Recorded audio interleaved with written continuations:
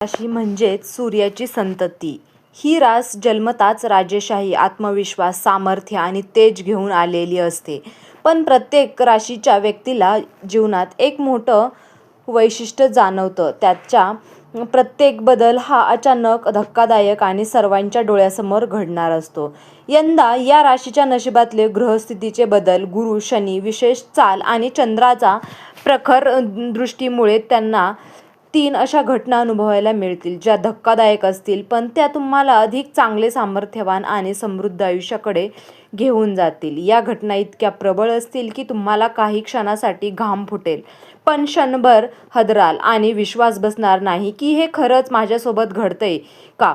पण लक्षात ठेवा, देवता जेव्हा आपला मार्ग बदलून देतात तेव्हा पहिला संकेत नेहमीच धक्कादायक असतो.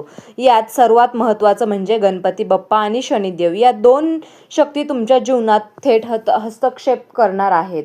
आणि हा योग प्रत्येक राशीवाल्यांच्या भविष्याला एका वेगळ्याच उंचीवर नेऊन ठेवणार आहे. घरात मोठा तमाशा, पण नियतीचा मोठा टर्निंग पॉइंट. गुढीपाडव्यानंतर कुंभ राशीवाल्यांचा घरात वातावरण अचानक तापलेलं दिसेल. कुटुंबियांमध्ये मतभेद, जुनी दुखणी व ठिकाण उकळून येणं, एखादं गुपित उघड होणं, हे सगळं एकत्र घडू शकतं. हा तमाशा इतका मोठा असेल की तुम्हाला वाटेल हे संकटच आहे, पण खरी गोष्ट अशी आहे की या घटनांमुळे तुमच्या घरातले दडलेले प्रश्न कायमचे सुटणार आहेत. उदाहरणार्थ, एखादं नातं जे आत्तापर्यंत वर टिकलेलं होतं ते खरं रूप दाखवेल. कोणी लपवलेला स्वार्थ उघडकीस येईल. काही जण दूर होतील, पण खरे सोबती अधिक जवळ येतील. हा तमाशा म्हणजेच घरगुती शुद्धीकरणाची प्रक्रिया असेल. सुरुवातीला धक्का बसेल, पण शेवटी घरातील ऊर्जा बदलून आशीर्वादासारखा होईल. नंबर 2 आहे देवता. 2 देवता तुमच्या स्वप्नात प्रकट होतील. गुप्त संदेश मिळणार आहे. गुढीपाडव्यानंतर रात्री एखादी रात्र असं स्वप्न पडेल जे साधं असणार नाही, तर गणपती बाप्पा स्वप्नात येऊन तुम्हाला एक नवीन मार्ग दाखवतील. कदाचित ते काही प्रतीक दाखवतील, जसे की एखादा रस्ता, एखादं मंदिर किंवा एखादा पांढरा उंदीर. हे प्रतीक तुमच्या आयुष्यातील नवीन दिशा देणारं असणार आहे. त्याच वेळी शनिदेव स्वप्नात येऊन तुम्हाला इशारा देतील, कोणावर विश्वास ठेवायचा आणि कोणापासून दूर राहायचं.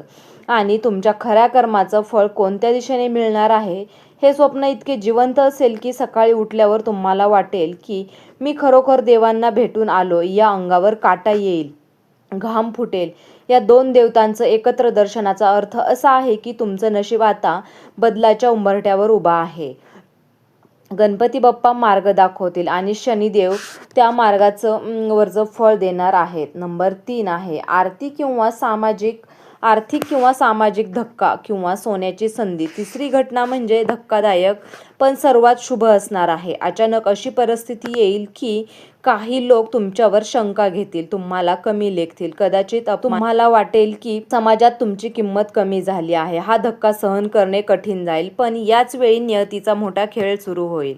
अचानक तुम्हाला अशी संधी मिळेल जी कोट्यवधींमध्ये तुम्हाला मिळते.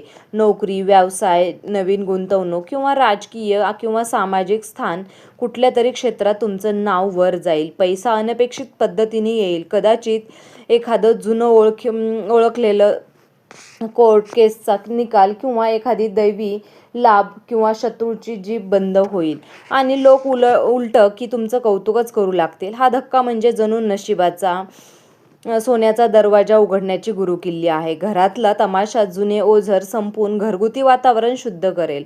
देवतांचे स्वप्न तुमचा खरा जीवन मार्ग गुप्त संकेतांमधून दाखवतील. सामाजिक धक्का पण तुमच्या यशाची आणि पैशाच्या पावसाची सुरुवात ठरेल. या राशीवाल्यांनो, गुढीपाडव्यानंतर हे 3% तुमचं नशीब कायमचं बदलून टाकतील. गुढीपाडव्यानंतरच्या या 3 साध्या घटना नाहीत, तर त्या दिसायला धक्कादायक आहेत, पण प्रत्येक घटना ब्रह्मदेवांची एक दैवी योजना दडलेली आहे. घरात होणारा तमाशा आणि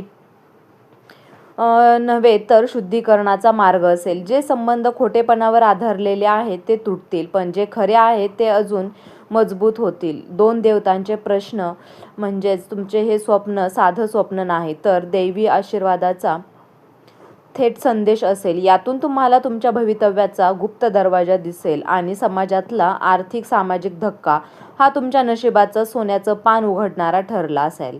आज जिथे लोक तुमच्यावर शंका घेतील तिथेच उद्या ते तुम्हाला उंच सिंहासनावर बसलेले पाहतील. याचा सारांश एवढाच की धक्का म्हणजे शेवट नव्हे तर तोच नवा आरंभ आहे. या राशीची खरी ताकद धक्क्यातूनच उभी राहते. ह्यावेळी गणपती बाप्पा आणि शनिदेव दोघे मिळून तुमचं जीवन पुन्हा घडवायला सज्ज आहेत.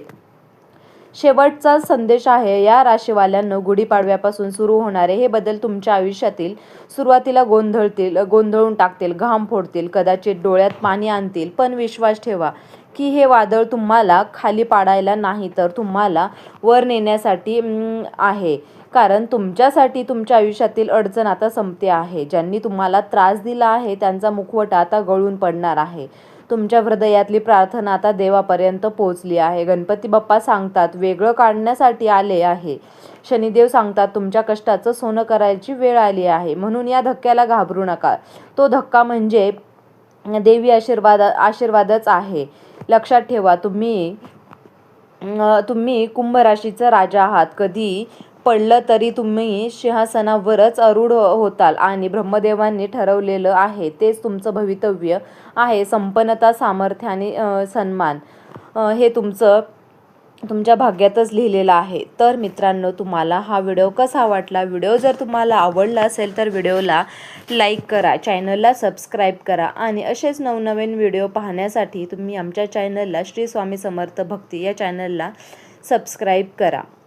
तुम्ही हा व्हिडिओ शेवटपर्यंत पाहिल्याबद्दल तुम्हा सर्वांचे मनापासून खूप खूप धन्यवाद.